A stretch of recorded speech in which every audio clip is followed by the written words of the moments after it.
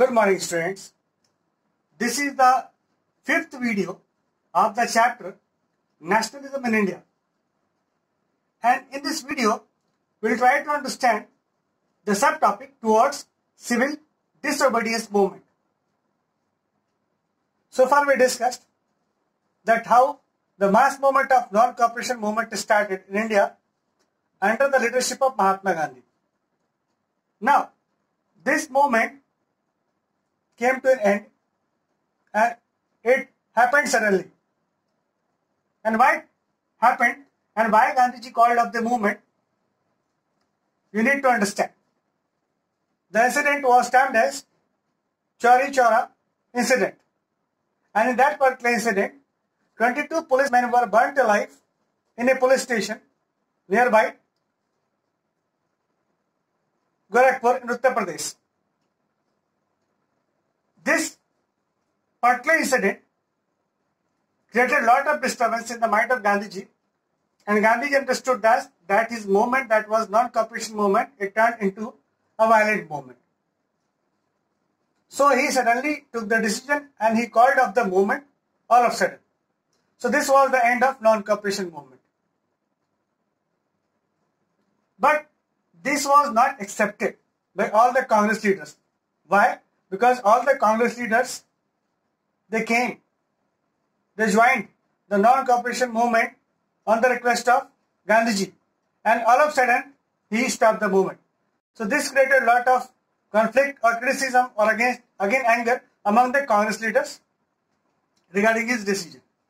So you have to understand that after the completion of non-cooperation movement, or once this movement is completed, the other movement was going to start. And we are going to discuss here the background for the next mass movement, that was the civil disobedience movement.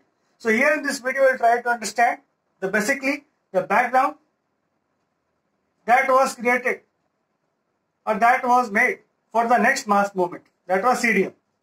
Now let us understand that what exactly happened after the NCM, that was non-cooperation movement, was called off. When the non-cooperation movement was called off, many Congress leaders became very angry because initially they were of the view that they should go and participate in the election, but on the request of Gandhiji, they joined the non-cooperation movement.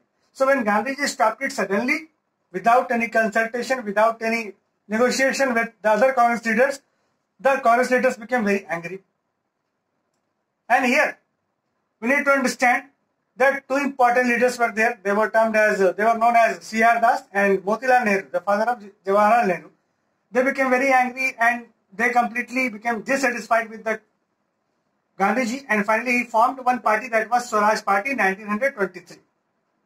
So Swaraj Party was formed within the Congress Party with a different ideology by C.R. Das and Motilal Nehru. And that party became ready to participate in the election. That was the provincial election.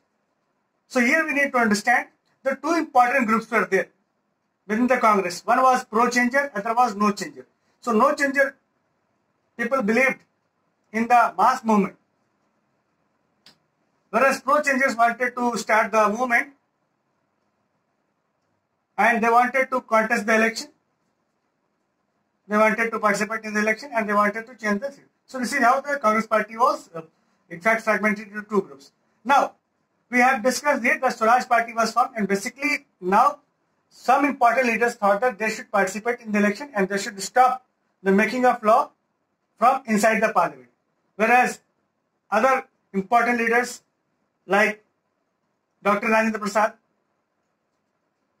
like Subhash Chandra Bose, they were still in support of mass movement. So we need to understand here that how the mass movement, that was non-cooperation movement, was stopped and how the background was getting ready for the next movement. Now, so in meantime, in 1923, Swaraj Party was formed, two groups were formed, and after that, in 1928, one important commission came to India that was named as Simon Commission. Look, we need to understand here that in order to run the administration, there was urgent need to update the present law or the current law after the interval of every 8 to 10 years. So in the British period, the laws was updated many times. So So Simon Commission was appointed in order to look into the constitutional functioning of India, or how the Constitution of India was functioning at that time, or how the administrative setup was running at that time. So basically, Simon Commission was formed by Britishers, and its function was to inquire into the constitutional methods in India. So when this commission came India in 1921, it was greeted with the slogan, "Simon, go back," or "Go back, Simon." So why this slogan was there? Because in this particular commission, no single Indian was there. That is why this commission was also termed as the White Men Commission. So why this commission was completely boycotted or criticized? Because here this commission was made to suggest some changes in the constitutional model of India, or to suggest some changes in the administrative setup of India. But here no Indians were included in this commission. Now, that is why it was completely opposed, and in this particular opposition, Lala Lajpat Rai, he got injury by lathi charge was staged, and finally he died after getting injured. So this again created a lot of anger, lot of pain in the country, and finally the people became ready to start. They were dying to start one more movement. They were trying to start one more mass movement, and they became ready to again teach lessons to Britishers. Now meanwhile, in next year, that is in 1929,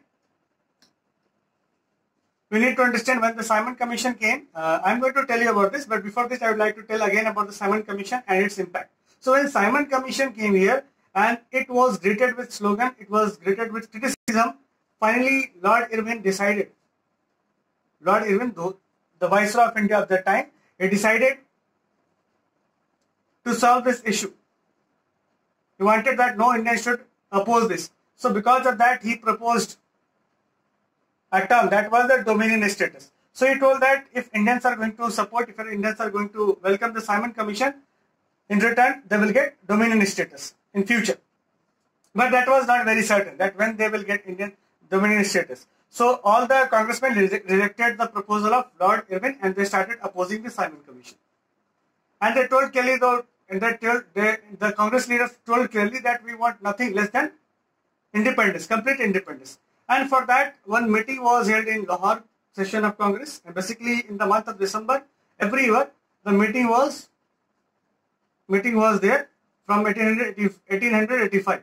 So when the Congress party was formed, from that time till independence and even today, the Congress party was holding annual meeting in the month of December. So here also in 1929, one meeting of Congress was held in the Lahore, and in this meeting, the chairperson was Jawaharlal Nehru, and he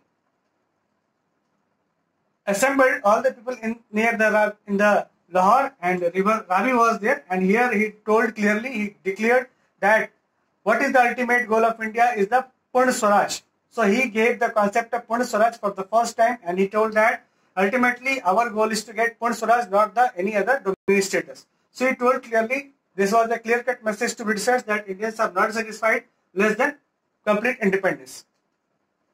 So after that, Indians they started opposing the British rule, and finally they sent clear message that here we want only complete independence and not less than that. So this was the Lahore session of 1929, and in that session it was decided that whenever we'll get independence, we'll celebrate our Independence Day on 26th of January.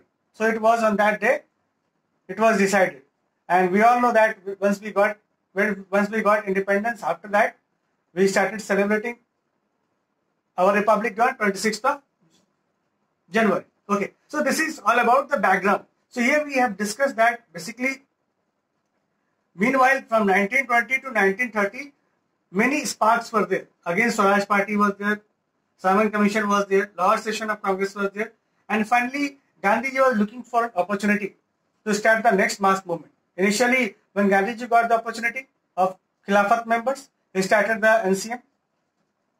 Next time, he was looking for an opportunity that how we should start the next mass movement. That was a civil disobedience movement. So he was looking for an opportunity, and finally he got the opportunity in the form of salt. So we'll discuss about it in our next video. Thank you so much for watching this.